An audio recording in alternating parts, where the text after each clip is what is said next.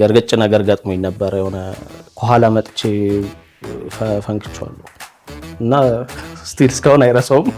ፊት ያበጠባቸው ምናምን የሆነ ደንግጠው ነበር የሆነ መሞቱላ ነበር የመሰላቸው። ነባ 4 ኪሎ እባላለሁ ወይም በሙሉ ስሜ ነብዩ ዘሪሁን ቲክቶክ እና ኢንስታግራም ላይ ስኪት በመስራት ይታወቃል።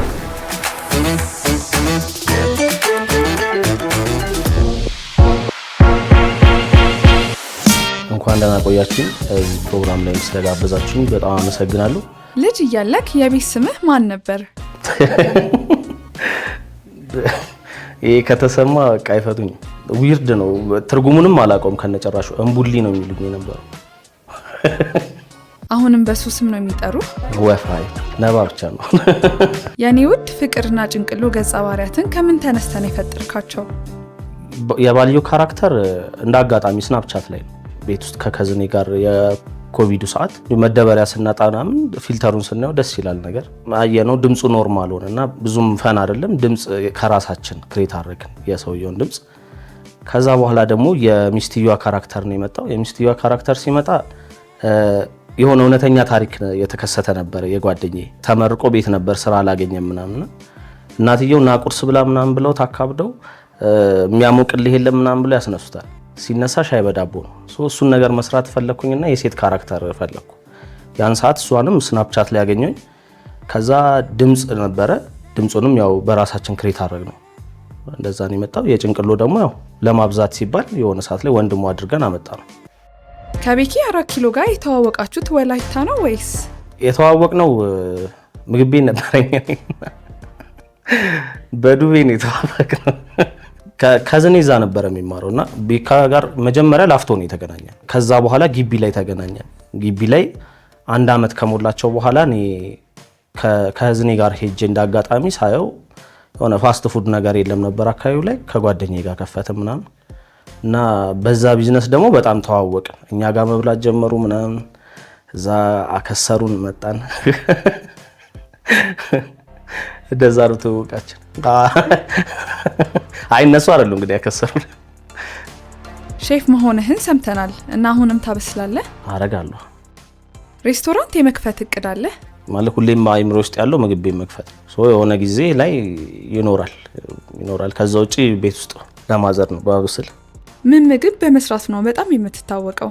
እኔ በጣም የምታወቀው በጨው ማብሳት ነው። ያምር ጨው እንዳጨምር ነበር ቢሉኝ ጨው ራሳችን ነው የምንጨምረው ምናምን ይላሉ ነቢኪ። በጣም በእርግጠኝነት እሱን የምትጠይቁት ነባ እንደሆነ ጨው ነው ቢላችሁ። ክራሽን ኢምፕረስ ለማድረግ ኩክ አድርግ ብትባል የምትመርጠው ምግብ ምንድን ነው? ያው የምትወደውን ነው ሊሆን የሚችለው። ይበልጥ ግን ሽሮ ላይ ጎበዝ ነኝ። ራት ሽሮ።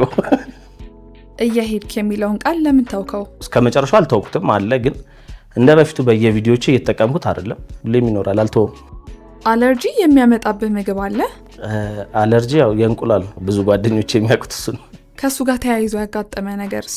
ብዙ ጊዜ አለርጂ ሲባል የሀብታም ልጅ በሽታ ነው አለርጂ። ድሃ ሊይዘው አይገባም የሚል እምነት አለንና ቤኪና ጓደኞቹ አብልተውኝ ያውቃሉ እዛ ወልቂጤ እያለን እና እኔ እንደ ሀብታም አክት እያደረኩ ነበር በሰዓቱ የመሰላቸውና ለምን አንሞክረው ምናምን ብለው እንቁላል ያለበት ከቤት የመጣ ምግብ ነበር። እንቁላል የነካካው አበሉኝና በቃ አሁን በቅርብ ፖድካስታቸው ላይ ነው ሁላ እንትን ያወራ ነው እሱም የነገረኝ። ከዛ በኋላ በጣም ብዙ ጊዜ አልፎ ነው ማለት ፊት ያበጠባቸው ምናምን የሆነ ደንግጠው ነበር የሆነ መሞቱላ ነበር የመሰላቸው። የሆነ ጊዜ ቲክቶክ መስራት አቁመ ነበር ለምን? ከ2 አመት በፊት ምናምን የተወሰነ ትንሽ ገርገጭ ነገር ገጥሞኝ ነበር። የሆነ ሰዓት አደጋ ተፈጥሮ ምናምን ነገር ቤታችን ተቃጥሎ 3 ወር ውጭ ነበርኩ። በቃ እዛም እያልኩ ነበር የምኖረው። ፈረንሳይ ብረድልኝ በጣም 3 ወር አስቀምጠውኛል፣ ችለውኛል። እዚህ አጋጣሚ አመሰግናለሁ። ያን ሰሞን ነበር ተወሰነ የጠፋሁት። 4 ኪሎ ኢንተርቴይንመንት የሚለው ስም እንዴት መጣልህ? 4 ኪሎ ስሙ የወጣው እኔም አይደለም ያወጣሁት፣ ከዝኔ ነው ያወጣው እና ሲወጣ ሀሳቡ መጀመሪያም በዩቲዩብ ላይ ምናምን መስራት እንፈልግ ነበረ ብዙ ሀሳብ ያላቸው ቪዲዮዎች መስራት እንፈልግ ነበር በቴክኖሎጂውም ሁሉንም ነገርና 4 ኪሎ የተባለበት ምክንያቱ 4 ኪሎ ላይ ብዙ ነገር አለ። ፖለቲካውም አለ፣ ቢዝነሱም አለ፣ ትምህርቱም አለ፣ ሁሉም ነገር አለ። 4 ኪሎ ኢንተርቴይንመንት ያልነው ለዛ ነው፣ ብዙ ብራንች ስለታሰበበት ነው። ከቤኪ 4 ኪሎ ጋር ቪዲዮ መስራት ያቆማችሁት ለምንድን ነው? ከቤኪ ጋር እንደ በፊቱ ማንሰራው አንድ የኔማ ለብቻ የኔ አካውንት መከፈቱ ከዛ ብሎ አፕ አረገ። ሁለቱም ላይ አክቲቭ መሆን ደግሞ ከባድ ነው። ቤኪም እንደሚታወቅ አሁን ወቸጉር ላይም እየሰራ ነው። የሆነ የሰፈርም በጣም ርቀት አለን። እሱ ነው እንጂ እንሰራለን። በአጠቃላይ በቲክቶክ ምን ያህል ብር ሰርተሃል? እንጃ ይሄን ያህል ምለው አይደለም፣ ብዙ ነው ግን ያን ያህል አልደብቅም። ማለት ስሩ አሪፍ ነው። ያልጀመራችሁ ሰዎች ጀምሩት፣ ጥሩ ብር አለው። እንጃ ያው በሚሊዮን ይሆናል። 5 ዓመት ኦልሞስት በደንብ እንትን ቢባል 3 ዓመቱን ፕሮሞሽን ሰርቻለሁ። በእርግጠኝነት በደንብ ማለት ይሄ ቋሚ የሆነ እንትን አይደለም ስራው። የሆነ ሲዝን አለው። የማስታወቂያውም የምንም ሲዝን አላቸው። እነሱ ሲዝኖች የሆነ ሲጨማመሩ 3 ዓመት የሆነ ኮንስታንት ነገር ፕሮሞሽን ተሰርቷል ማለት ይቻላል። ያንን አባዙት በምልክላችሁ ፓኬጆች። ቋሚ ስራ ቲክቶከርነት ነው? እኔ ቋሚ አሁን እሱ ነው እየሰራሁ ያለሁት። ኮሌጅ ምን ነበር የተማርከው? ዩኒቨርሲቲ እንኳን አልገባሁም። ያው ቀጥታ ወደ ሼፍነቱ ነው የገባሁት። ቲክቶከር ባትሆን ኖሮ ምን ትሆን ነበር? ያው በቃ ሼፍ ነበር። የሆነ ምግብ ቤት ይኖረኛል ምናምን። መጀመሪያ በቲክቶክ ብር ሲከፈል ምን አደረክበት?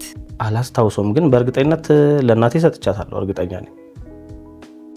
ከሰሌ ጉልቤ ባህሪ ከራስ ባህሪ ጋር ይመሳሰላል? ጭራሽ እንደዛ እንዳታስቡ፣ ምንም አይነት ሙከራ እንዳታረጉ። እንደዛ ነው ብላችሁ ኖርማሊ ካራክተሩን ሳመጣ ይመጣልኝ። በቃ አላርለ ይሄ በየሰፈሩ ያሉ ጋንጎች፣ ስፖርተኞች ምናምን አሁን ቲክቶክ ላይ ያሉ የሚንቀሳቀሱት እሱን ነገር ሳየው ነው ለምን እኔ ጋር የሚሆን አንድ ነገር አልፈጥርም ብዬ ነው እንጂ ያን እንደዛ አይነት ባህሪም የለኝም። በጣም ሰላማዊ ነኝ። ነገሮችን በንግግር የምፈታ ሰው ነኝ። የምትወደው እንስሳ ምንድን ነው? የምወደው እንስሳ ውሻ ነው። ውሾችን ለምን መረጥክ? ሁላ በጣም ማረሰው ተማሪ ያለው እንደዚሁ ከመንገድ ላይ አግኝቼ ውሻ ይዤ መጣሁ። ሴት ውሻ ናት አመጣሁ። ከዛ ቤት ትንሽ ጓታ ባለብኝ ምናምን ላሻሉኝ። አይ ነገር ኖርማል ነው ማለት ነው ብዬ በቀጣይ ቀን ሌላ ወንድ ውሻ ይዤ መጣሁ መንገድ ላይ እንጂ እዛ ማለት ነው ቤት አልተቀመጥኩም። ሁላ ቦርሴን አስቀመጥኩ።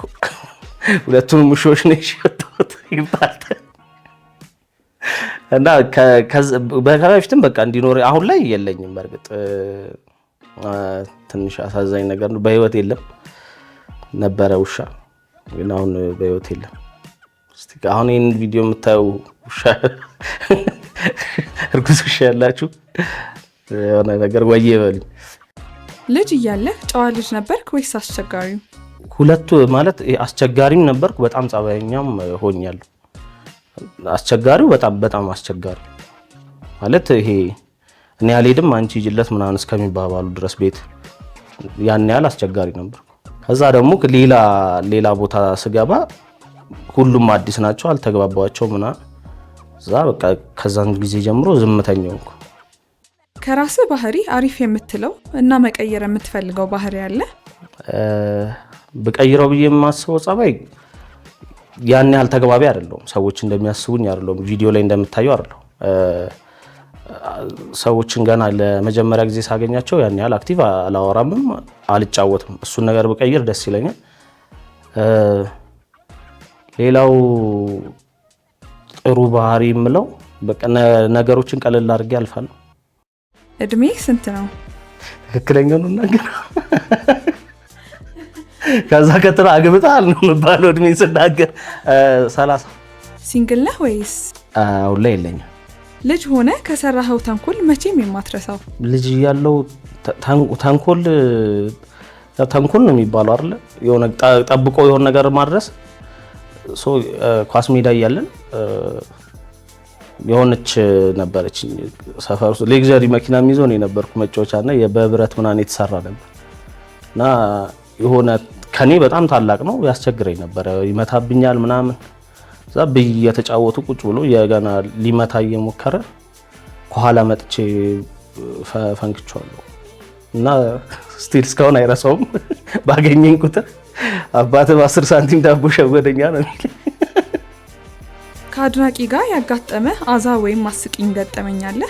አንድ አለ ሁሉም ጋር ብየዋለሁ ግን በርግጥ ሁሌ በቃ እንደ አዲስ የሚያስገርመኝ ነገር ነው የኮሮናው ታይም ማስክ አድርገን ነበር የምንሄደው ምናምን ቦሌ ጋር አስቁሞኝ ሰላም አለኝ ምናምን እንዴት እንዳወኩ ግን ታውቃለህ ምናምን አላወኩም ምናምን በመላጣ ነው አለኝ እሱ ሰውዬ ሁሌ ነው በቃ ባስታውሰው በግንባሬ ምናምን ኮሜንት በቃ እንደዛ ከኮሜዲ እና የምግብ አሰራር ቪዲዮዎች ውጪ ምን አይነት ቪዲዮዎችን ትሰራለህ? ሞክሬ አውቃለሁ የሞከርኩትም የሆነ አዝግ ቭሎግ ነገር ነው ዛሬ አብረን እስቲ እንዋል ብዬ ቤት ውስጥ ምንም ስራ ሳይኖራችሁ የምትውሉት ውለዋላ ይበላል ከዛ የሆነ ፊልም ይታያል ይተኛል ከዛ ድጋሚ እንትነሳለ ተበላለ ተኛል ምናምን እሱን ነው እንጂ ወጥቼ ምናምን ቭሎግ ለመስራት ቭሎግ ከነጨራሹ ያዋጣልኝ ምን ይጨራሽ ይሄንንም ኮሜዲውን ራሱ ስኬቱን እኮ አስቤበት አይደለም የሆነ ፓሽኑ ኖሮ ምናምን አይደለም የገባውበት ድንገት ሜቢ እንግዲህ ድንገት የሆነ ነገር ሊከሰት ይችላል አይታወቅም። ስንተኛ ልጅ ነህ? በህይወት የለም እንጂ ሁለተኛ ልጅ ነኝ እኔ በህይወት የለም አሁን ላይ ለአንድ እኔ ብቻ ነኝ። ለወደፊት ምን እንጠብቅ? አዳዲስ ገጸ ባህሪያቶችን ታስተዋውቀናለህ? አዳዲስ ካራክተር ይመጣል ያው ስናፕ ላይ ነው ካራክተር ሰርች ማድረግና እዛ ላይ የሆነ ከኔ ጋር የሆነ የምፈልገውን አይነት ሲመጣ ያው አዲስ ካራክተር ይመጣል። ከዛ ውጪ እንግዲህ ብዙ ቦታ ተናግሬያለሁ እግዚአብሔር ሲፈቅድ ያው ምግብ ቤቴን ትመርቁልኛላችሁ። አብሬያችሁ የቆየሁት ነባራ ኪሎ ወይም ነብዩ ዘሪሁን በመባል ታውቃለሁ። ፈንሻዎች በጣም ማመሰግነው ስለጠራችሁኝ ደስ የሚል ቆይታ አዝናኝ ቆይታ ነበር ደስ የሚሉ ጥያቄዎች ነበሩ። ፎሎ እያደረጋችሁ ሰብስክራይብ እያደረጋችሁ የኔን ቪዲዮ በደንብ ሼር አድርጉት እንድታዩት ፈልጋለሁ። አመሰግናለሁ።